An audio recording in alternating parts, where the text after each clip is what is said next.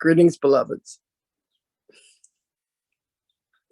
Beloveds, we are with you always, as you are always with us. This dream of separation is truly that. It is a dream, and it is one in which you can awaken at any moment. It is one in which you can say, I allow myself to remember, I allow myself to know that the love of God is only ever just a thought or notion away. Now you may find yourself in circumstances where you are nailed to a cross, literally. You may find yourself in circumstances where you say, my God, there is no way out of this.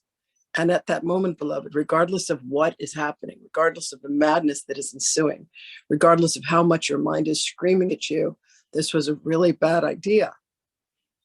Know that you can do one thing at that moment, and that is to find the laughter within yourself and to say, look at this seemingly insane situation that I have placed myself in, and know that there's really only one thing that you can do.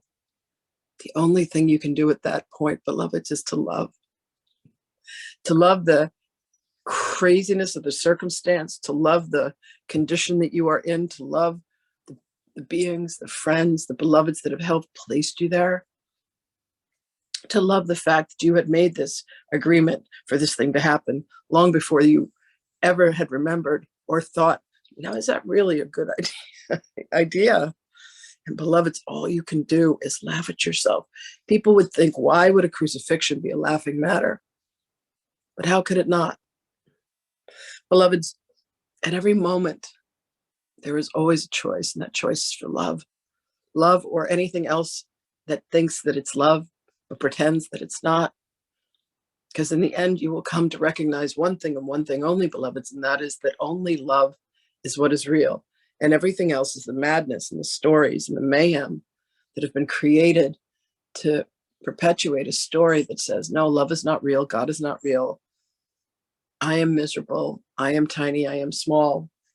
And all it is a temporary insanity, beloveds. It's a moment of forgetting oneself. It's a moment of thinking that there is anything other than happiness, that there is anything other than the free will. It is allowing yourself to say, I'm a victim of this circumstance. Oh, whoa, what has become of me? Sahana Grace, this beloved presence, has many, many songs of tragedy and drama that were laid into her brain at a point when her consciousness allowed her to remember everything that she heard and everything that she saw and everything that she read. It is a vast database to draw upon. She has allowed herself to open up to the records, which give her even more of a vast array of memories. Beloveds, you all have this ability within you. And in it, you can look for the moments of comedy. You can look for the moments of laughter. You can look for the moments of frivolity and madness.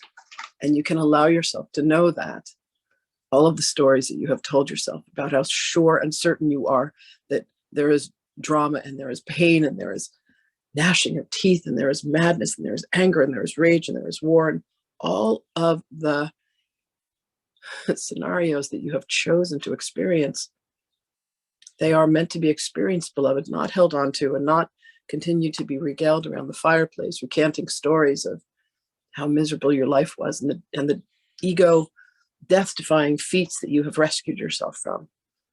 What you are meant to do, beloveds, is to love and love only. And indeed, today is a resurrection. But please understand, beloveds, that every day is a day of resurrection. Every day, we are all being reborn in the love and the truth of consciousness that says that each time that I think a thought, each time that I make a choice, I am creating a landscape of an entirely different reality. And there are times when you wake up and you continue to tell yourself the same stories that you've been telling yourself time and time immemorial. And what if you could tell yourself an entirely new story? What if you could have a resurrection that would be so profound that you could live within a bubble of love, that you could know that everything that you do bumps up against another and another is touched by you. And rather than receiving a virus, Beloveds, they receive love. What if at every moment of your existence, you could know that all you do is exude love, not upset and pain and guilt and shame and trauma and everything else? What if you could know that there is only beauty, there is not loss? What if you could know that there is only divinity, and that is your journey? Beloveds, attune your frequency. Go in and program the mind. You are like the flotsam and the jetsam that is upon the oceans of life. Go in and learn to focus and attune to what it is that you want to experience, what it is that you are here to accomplish, what it is that you have said that you would willingly and lovingly experience, rather than denying it and pushing it back and saying, right, this isn't what I want, and this isn't the way that it should be.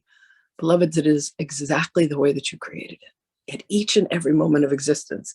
So what if you could get ahead of the circumstance and say, whatever is coming, I am grateful. However it is that I designed this and pretended to forget, I can't wait. I am thankful. Thank you, thank you, thank you. Dear God, please bring me more. For that is the only way out of the madness in which we have all encapsulated ourselves. Now, here's the best news. You are not alone in this journey, beloveds. You may call upon myself. You may call upon any of us at any time. And know that we will help you do one thing, and that is to remember, I and the Father are one. I and the Mother are one. I am one with all that is. And my individuated point of consciousness, my drop of milk, my pebble in the ocean, is meant to exude love, to be love.